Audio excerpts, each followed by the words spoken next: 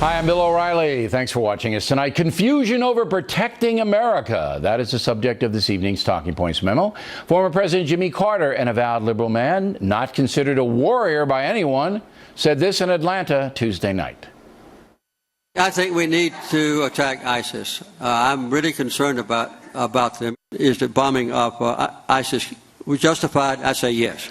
And I hope that President Obama has every possible success in getting allies to join with us, some with ground troops that are effective inside Syria.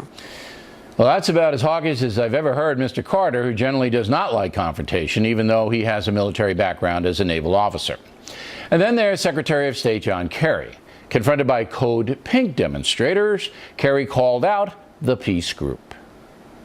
Code Pink was started by a woman and women who were opposed to war, but who also thought that the government's job was to take care of people. You ought to care about fighting ISIL, because ISIL is killing and raping and mutilating women. And they believe women shouldn't have an education. They sell off girls to be sex slaves to jihadists. There is no negotiation with ISIL.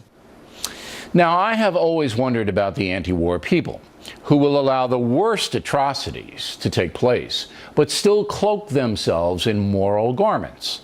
Last night on The Factor, both Alan Colmes and Dennis Kucinich said they would have allowed ISIS to kill the innocent people stranded in northern Iraq and thousands of Kurds as well. You remember only U.S. bombing saved those people, and Colmes and Kucinich flat out reject any U.S. military action against ISIS. That seems strange to me. They're good guys. Colmes and Kucinich are good guys. But how can you let innocent people die when you can save them? Especially when the group committing the murder is committed to killing you.